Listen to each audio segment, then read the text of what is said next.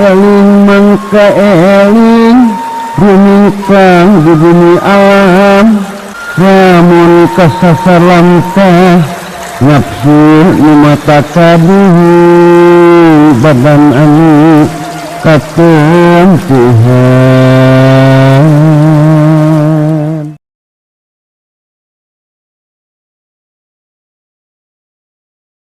Wa minha al ibadah bil qasdi taqarrub min hadratillahi ta'ala fa inna zalikal amal bil ujroh. Jeung sabagian jama aya anu migawe amal ibadah teh tujuanana taqarrub. Ari taqarrub teh eusina makom qurbah. Ari makom qurbah teh kedekatan maknawi, nyaeta kedekatan maknawi dalam kedudukan rohani di hadratna Gusti Allah. Tajaman ibadahna seperti kitu teh ceuk kasauran Tuan Syekh Ali Al-Khawas radhiyallahu anhu kal amal bil ujroh, nyaeta sarua jeung jama anu ibadahna tujuanana ganjaran. Wahadal ilal min ahfal ilal, anu saperti gitu teh nyaeta anu ibadah tujuanana taqarrub teh eta teh kaasup kana panyakit anu samar anu numput bunyi dina diri. Naon sababna? Sabab ari taqarrub teh makom, ari makom teh lain Allah, ari lain Allah teh makhluk. Naon artina? Artina lamun anjeun migawe ibadah tujuanana taqarrub berarti anjeun teh geus ngajadikeun makhluk sebagai tujuan tina ibadah. Tah eta salahna teh jang. Nah make salah sabab ibadah anu bener mah tujuanana teh Gusti Allah lain makhluk. Sorga teh makhluk, makom teh makhluk. Jadi jama anu migawe ibadah tujuanana makom berarti tujuanana teh makhluk. Jeung jama anu migawe ibadah tujuanana sorga, ta sorga teh makhluk. Jadi sarua palbah dina manya eta ibadahna teh tujuanana teh kana makhluk. Gitu. Mata cek firman Gusti Allah Subhanahu wa taala dina Al-Qur'anul Hakim, "Man kana liqa rabbih falyamal amalan sholihan wala yusyrik bi ibadati rabbih ahada." Saha jama anu hayang panggih jeung pangeranna mangga prak pigawe amal soleh jeung ulah aya kamusyrikan hiji-hiji acan dina migawe ibadah ka pangeranna.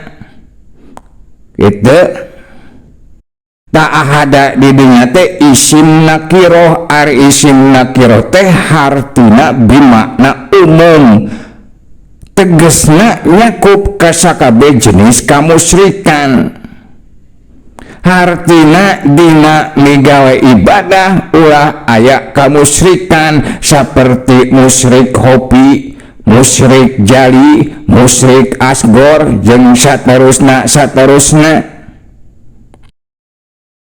Ta ibadah karena makhluk teh kaasup kana syirik hopi.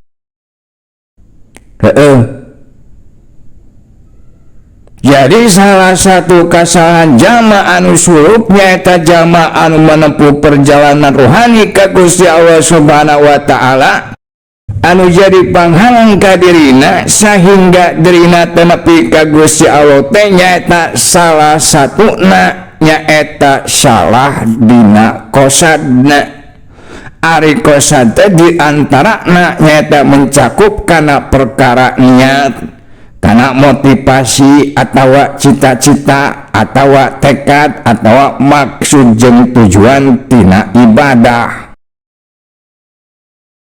Kusabab kitu matak samemeh migawe suatu amal ibadah saperti anu rupana riyadhah wal mujahadah, mangka taung pikeula ku ente teh rek migawe eta ibadah teh naon niatna, naon motivasina, naon maksud jeung tujuanana, Allah lain.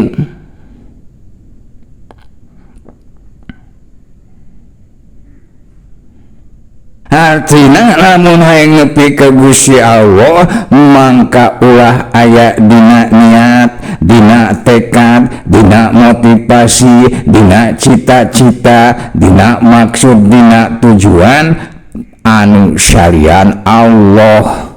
Artina tunggalkeun sakabeh niat, sakabeh tekad, sakabeh cita-cita, sakabeh maksud jeung tujuan teh ngan ka Gusti Allah hungkul kitu. Tanunggalkeun eta sakabeh perkara ngan ka Gusti Allah hungkul teh lamun ku ilmu tauhid disebut tauhidul qasdi, nyaeta nauhidkeun patekadan.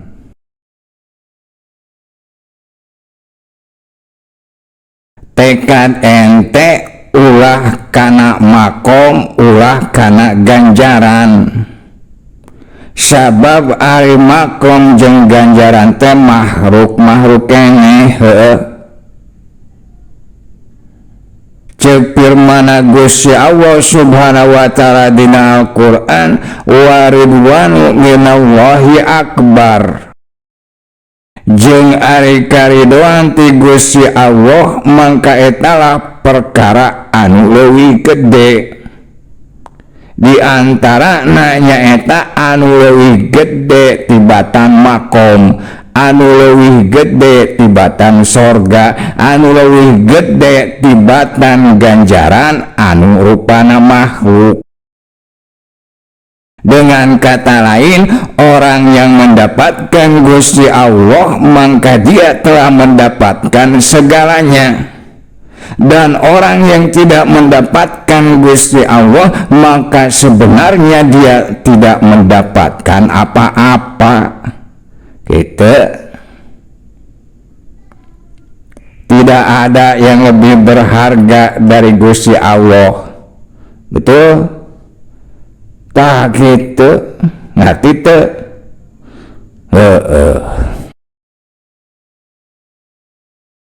Jadi kesimpulanana jalma anu migawe ibadah tujuanana taqarrub mangka eta jalma teh sabenerna mah lain ahli taqarrub.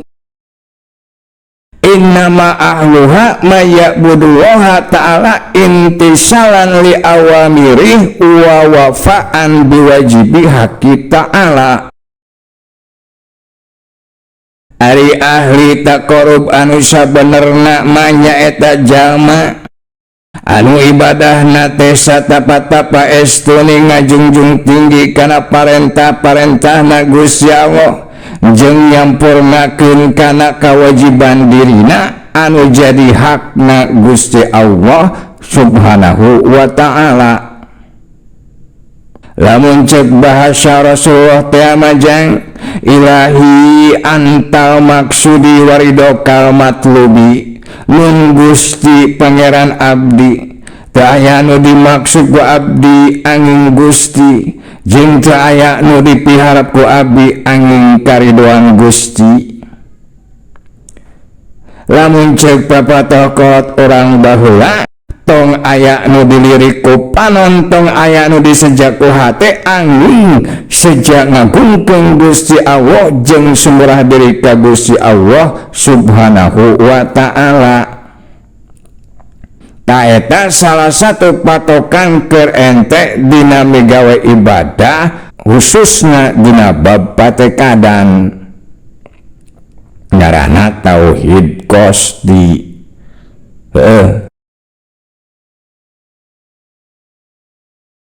Wa minha dia wal maqamat qabla bulugiha au ba'da bulugiha walam yu'zan lahum bi izhariha summa illa dalikal mudda'i yu'aqabu bihirmani mada'ahu fala yanaluhu ba'da zalik abadan kama jurib. Jeung sabagian deui aya jalma anu ngadakwa atawa anu ngaku atawa anu mengklaim yen dirina geus nepi kana suatu makom rohani samemeh manehna aya dina eta makom rohani atawa saenggeusna manehna aya dina eta makom, padahal manehna teu meunang izin pikeun nyaritakeun eta makom rohani anu dicapaina. Tajama anu saperti kitu menurut adat kebiasaan bakal meunang hukuman, di antara nyaeta hukumanana teh dibatalkeun tina eta makom jeung dihalangan tina meunangkeun eta makom, sahingga kadituna manehna moal bisa nepi deui kana eta makom salawasna. Jadi lamun ente ke aya dina perjalanan rohani ka Gusti Allah Subhanahu wa taala, keur aya dina syuruk, keur riadoh jeung mujahadah, tuluy darajat rohani ente naik tina hiji makom kana makom anu sejenna, mangka eta teh perkara anu ulah dicaritakeun ka batur, kecuali ente meunang izin ti Gusti Allah. Tah matak ente kudu apal makom rohani ente eta teh kaasup kana perkara anu kudu dirahasiakeun. Lamun eta rahasia dibukakeun ku ente ka batur tanpa izin, tanpa meunang izin ti Gusti Allah, mangka ente bakal ragrag tina makom anu luhur kana makom anu rendah, jeung bakal hese deui pikeun balik deuna kana eta makom anu luhur. Itu ceka sauran Tuan Syekh Abu Hasan As-Sadili radhiyallahu an, wa minha mahabbatu ittila'in nasi ala ibadati wa khairiha. Sabagian jalma senang lamun ibadahna jeung kahadeanana dipandang ku manusia, padahal min adori syai'in ala murid al-iksyaru minal amali sholihah liyu'mada ala zalik.